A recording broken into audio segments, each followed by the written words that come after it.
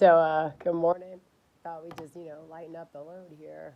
Some real talk this morning. Um, take your meds, drink your coffee. So, I was like thinking about how I've been my whole life, always sticking up for other people and equal rights. Um, when I was in fourth grade, I remember this bully kid. He didn't listen to the teacher. He didn't, listen to the kids. He was like a mean kid, start crap. And like one day I remember in fourth grade, Mrs. Uncles, our teacher, said, "That's it," because Chris was acting up. She's like, "That's it. Nobody gets recess." And of course, in fourth grade, you're what, like, how old? Like, I don't even know, 10. And I, of course, stood up and I was like, "Oh, hell no. I'm not going to lose. I'm not going to lose recess. And not everyone's going to lose recess just because this guy decided to be an asshole and start shit with the teacher. I'm sorry. I'm getting my recess today, whether you like it or not. Figure out what to do with Chris over here." And that was me in fourth grade, so that ought to give you a little flavor of who I am. um, College was interesting. I remember being in the dorms, hanging out after class with a bunch of people in one of the dorm rooms. And the dorm rooms were bought out motels in Savannah, which was super fun. I remember laying on the couch and chilling at, you know, a friend's house with a bunch of other people. And this one dude decided to just be destructive towards all the property, the bushes and stuff that were at the dorms. And we got notice that we would have to pay out of our pockets to fix the damage. And I was like, hell no, just because this jerk off wants to be ignorant and not take his education seriously. So, needless to say, back in '99, he put a rifle in my face, and I was like, "Get the fuck that, get that thing out of my face, dude! You're pissing me off."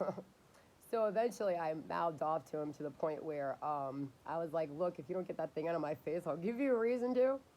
I'm not paying for your fuck ups, dude. Walk off." And I don't know what I said, but he did leave. Um, it's just crazy. I never thought I was this brave, and I am. So I'm embracing it. And it's just interesting how we're always protected when we do the right thing. I've also noticed, like, I don't know, there was another time when I was living in Sterling, and I went over to Cher's house. She was a neighbor. She was a single mother with two children, and she was in her 40s, black lady. And I'd, go over there to chill, or, I learned the streets a little bit more, right? But she'd have me over for dinner, and I'd, hung out with the kids and babysat them occasionally when she had to go to work or whatever. So one night, her cousin, Elvis, decided to walk me home after dinner, and I was like, that's really strange. Like, come over here a bunch of times, lived there for 5.5 years. But it was weird how it worked out. Because, I live right across the street from my neighbor in a cul-de-sac. And it was just weird because her cousin Elvis had wanted to walk me home that day. And I was like, all right, cool, It's late at night. Sure. And, we were just friends. And all of a sudden, this car comes around the cul-de-sac. And this girl gets out, some white chick. She starts cursing Elvis out. And I'm standing there kind of like, okay, like, do I need to stand up for my friend? Like, do I just stand here? What do I do? Yo, and then she starts attacking me, saying that I'm sleeping with her man. And I was like, oh, hell no, he's my friend, yo. Yo, she had a machete in her hand. She was going to go slash the tires. I did not notice the machete in her hand because I don't pay attention to, stupid shit. And she gets up in my face and accuses me of sleeping with her boyfriend and told me to get lost and start, talking crap. And I was like, I don't think so. So I get up in her face, literally nose to nose while she has a machete in her hand. And I said, I don't know who the fuck you are. Get the fuck out of my neighborhood.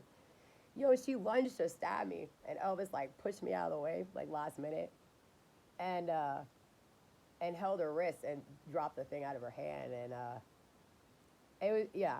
So that's a little tidbit of how I deal with situations, of how people bully me, and how resilient I am, and how I'm always safe and kept protected. With that being said, do what you have to do to stand up for yourself, and I'm very proud of myself that I'm able to do anything. I hope that inspires a little inspiration in a weird way. I love you guys. It's all good. And it's another good day to reflect on where we've been and what, where we can grow. Love you guys.